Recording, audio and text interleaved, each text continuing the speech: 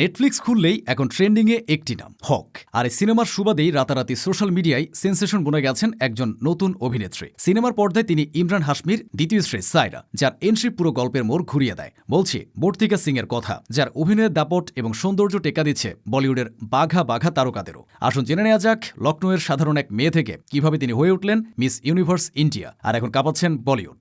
পুরো নাম বর্তিকা ব্রিজেস সিং। জন্ম 1993 সালের 27 আগস্ট ভারতের উত্তরপ্রদেশের লখনৌ শহরে। ছোটবেলা থেকে তিনি ছিলেন অত্যন্ত মেধাবী। গ্ল্যামার জগতে আসার আগে তিনি পড়াশোনায় ছিলেন তুখোর। বর্তিকা লখনৌ বিশ্ববিদ্যালয় থেকে পাবলিক হেলথ বা জনস্বাস্থ্য বিষয়ে মাস্টার্স ডিগ্রি অর্জন করেছেন। অনেকেই ভাবেন মডেলিং মানেই শুধু রূপের ঝলক, কিন্তু বর্তিকা প্রমাণ করেছেন সৌন্দর্য এবং বুদ্ধিমত্তা বা বিউটি উইথ ব্রেনের সেরা উদাহরণ তিনি। তার বাবা মা চেয়েছিল মেয়ে পড়াশোনা করে বড় কোনো চাকরি করুক, কিন্তু বর্তিকার চোখের স্বপ্ন ছিল অন্য কিছু। তিনি চেয়েছিলেন এমন কিছু করতে যা তাকে সাধারণের ভিড়ে অসাধারণ করে তুলবে। বর্তিকার গ্ল্যামার ওয়ার্ল্ডে যাত্রা শুরু হয় 2014 সালে মিস ডিভা প্রতিযোগিতার মাধ্যমে। সেখানে তিনি সেরা 7-এ জায়গা করে নেন এবং মিস ফটোজেনিকের খেতাব জেতেন, কিন্তু তিনি থামেননি। 2015 সালে তিনি ফেমিনা মিস ইন্ডিয়া গ্র্যান্ড ইন্টারন্যাশনালের মুকুট জয় করেন এবং ব্যাংককে অনুষ্ঠিত আন্তর্জাতিক প্রতিযোগিতায় সেকেন্ড রানার আপ হন। তবে তার জীবনের সবচেয়ে বড় মোড় আসে 2019 সালে। সেবার তিনি মিস ডিভা ইউনিভার্স খেতাব জয় করেন এবং বিশ্বমঞ্চে অর্থাৎ মিস ইউনিভার্স প্রতিযোগিতায় ভারতের প্রতিনিধিত্ব করেন।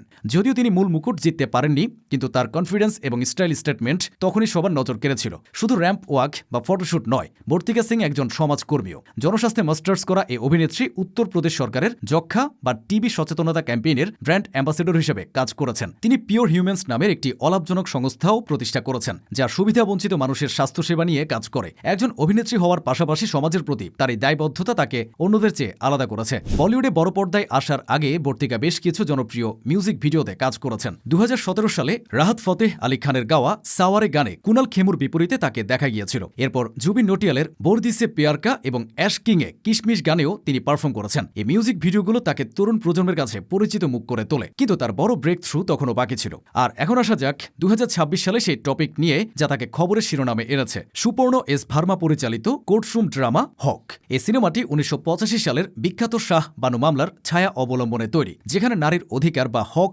আদায় লড়াই দেখানো হয়েছে। এই সিনেমায় ইমরান হাশমি এবং ইয়ামি গৌতমের মতো পাওয়ারফুল অভিনেতাদের ভিড়ে নিজের জাত চিনিয়েছেন বর্তিকা। সিনেমায় তিনি অভিনয় করেছেন সায়রা চরিত্রে, যিনি গল্পের নায়ক আব্বাস খানের মানে ইমরান হাশমির দ্বিতীয় স্ত্রী। শাহ বানু মামলার ছায়া অবলম্বনে নির্মিত এই ছবিতে তার চরিত্রটি বেশ জটিল এবং বিতর্কিত। সমালোচকরা বলছেন প্রথম সিনেমাতেই এমন একটি চ্যালেঞ্জিং চরিত্রে অভিনয় করে বর্তিকা বুঝিয়ে দিয়েছেন তিনি লম্বা রেসের ঘোড়া। নেটফ্লিক্সে রিলিজ হওয়ার পর থেকেই সায়রা চরিত্রটি নিয়ে দর্শকদের মধ্যে মিশ্র প্রতিক্রিয়া ও তুমুল আলোচনা শুরু হয়েছে, যা বর্তিকাকে রাতারাতি তারকা বানিয়ে দিয়েছে। লখনৌর স্কুল থেকে মিস ইউনিভার্সের মঞ্চ, আর সেখান থেকে বলিউডের রূপালী পর্দা। বর্তিকা সিং এর এই যাত্রা প্রমাণ করে যে স্বপ্ন দেখলে এবং পরিশ্রম করলে কোনো কিছুই অসম্ভব নয়। হক সিনেমার মাধ্যমে তিনি কেবল শুরু করলেন, সামনে হয়তো আরো বড় কোনো ধামাকা নিয়ে তিনি হাজির হবেন।